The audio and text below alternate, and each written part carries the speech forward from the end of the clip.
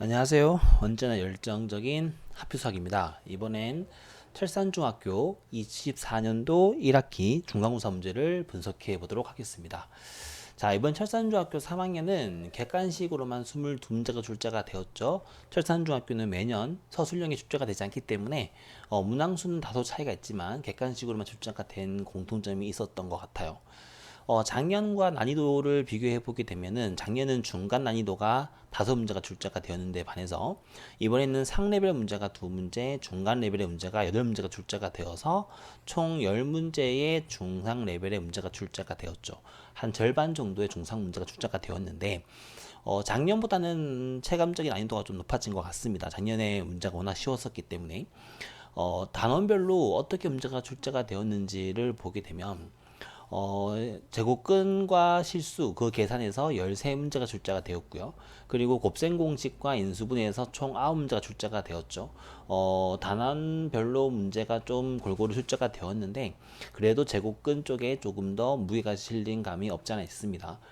기말고사 때 방정식 함수 부분을 공부를 할 때 아마 이쪽 부분의 공부가 좀 더 진행될 것 같고요. 인수분해 활용이라든가 그런 부분이 진행될 것 같으니까 문제를 조금 챙겨서 볼까요? 자, 어떤 문제가 복잡하게 나왔는지를 보게 되면 9번 문제입니다. 9번 문제는 그냥 단순하게 약속하는 문제라고 보실 수도 있어요. 그런데 이렇게 좀 복잡하게 나와 있는 약속하는 문제에서는 얘는 A가 컸는지 B가 컸는지 절대값이 있으니까 절대값을 벗기기 위해서 또 최대값을 구하기 위해서 A가 컸는지 B가 컸는지를 문제를 풀어야 되기 때문에 경우를 첫 번째 경우와 두 번째 경우로 나눠서 문제를 풀어야 되는 거죠. 그러니까 중학교 레벨에서 경우를 풀어서 문제를 푸는 경우들은 거의 고등 레벨인 경우들이 많습니다. 다시 말하면 이런 문제는 중학교 레벨입니다라고 해도 틀린 말은 아니지만 엄밀히 말하면 고등 레벨에 좀 가까운 문제이기도 하죠.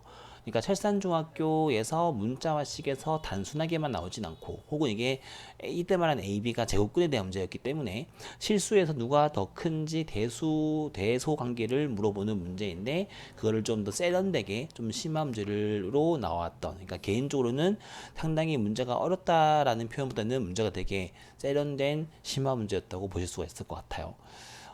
두 번째 중요 문제를 보게 되면 13번 문제입니다. 13번 문제인데 이 문제가 제가 문제를 적진 않았지만 단순하게 보면은 노가다 문제에 좀 가깝습니다. A와 B와 C가 D가 제곱수라는 특징이 있기 때문에 근데 이거를 단순 노가다로 보게 되면 경우의 수가 정말 많습니다. 근데 여기서 조금만 수학적인 성향을 좀 가져오게 된다면 배수의 개념을 가져오게 되면은 문제가 조금은 쉬워지죠. 다시 말해서 3C 더하기 D가 129랍니다를 만족해야 돼요. C와 D가 제곱수인데. 그럼 여기서 뭘 보시면 좋냐면 얘가 129가 3의 배수죠. 3C도 4의 배수죠. 그러면 D도 3의 배수가 돼야 됩니다. 그렇기 때문에 D가 될 수 있는 건 3의 제곱인 9, 6의 제곱인 36, 9의 제곱인 81, 셋 중 하나일 수밖에 없죠. 12의 제곱은 144가 될 거기 때문에 그래서 이렇게 약배수의 관계를 생각해낼 수 있다면 이런 고차원적인 약배수의 관계를 생각해 볼 수 있다면 이 문제는 그나마 조금 더 심플해지는데 이런 관계 없이 숫자를 일일이 대입하는 노가다 문제를 푼다면 사실 이 문제는 시간적으로든 난이도적으로든 상당히 부담스러울 수밖에 없는 문제였는데 그렇기 때문에 여기서는 이런 관계를 볼 수 있는지에 대한 이야기 단순하게 계산만 해서 문제를 풀었다면은 쉽게 풀 수 있었던 문제 아니었을 겁니다. 근데 많은 아이들이 문제를 풀었을 거예요. 왜냐면 이 정도의 노가다는 아이들이 할 수 있을 거기 때문에 시간적으로도 고등학생처럼 많이 촉박하지 않기 때문에 어느 정도 반복은 했었을 거라고 보는데 개인적으로는 이런 좀 고급스러운 스킬을 썼으면 더 좋지 않았을까. 자, 주요 문제가 9번과 13번이라는 거에서 철산중학교 시험에서 가장 큰 특징이 나오고 있죠. 제가 매번 말씀드리지만 철산중학교는 1단원부터 시험 범위가 뭐 1단원 문제가 쭉 출제가 되고 2단원 문제가 출제가 되는 이런 스타일이기 때문에 9번이라든가 13번처럼 중간중간에 난이도가 높은 문제가 많이 섞어져 있죠. 9번 문제가 어려우면 어떡하지? 뭐 문제가 20개가 넘게 있는데 9번부터 어려우면 어떡하지? 10번도 어려울 텐데 11번도 어려울 텐데 그런 게 아니라 9번만 어렵고 13번만 어렵고 라는 그런 느낌이기 때문에 나머지 문제들은 또 평범하게 접근할 수 있는 이런 시험적인 요령과 스킬을 가지고 있었으면 철산중학교에서 크게 힘들었진 않았을 것 같다. 자, 전체적인 총평을 하게 되면은 아무래도 철산중학교 시험의 기본 기저가 기본 개념의 바탕으로 한 심화 문제인 경우가 많죠.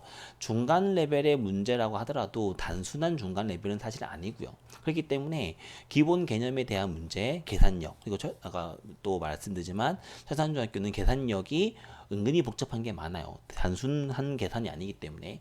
그래서 그런 것들에 대한 이야기, 그리고 사실 중학교 3학년이면 웬만한 고등 과정의 공부를 하고 있다고 저는 생각을 합니다. 그렇기 때문에 고등학교 문제를 조금 적용할 수 있는 친구들, 한 1, 2년 전만 하더라도 모의고사 변형 문제가 많이 나왔었어요. 중학교 3학년 문제에서. 근데 이번에는 모의고사 변형 문제가 나오진 않았지만 그래도 여전히 수학 상에 대한 변형 문제가 나왔고요.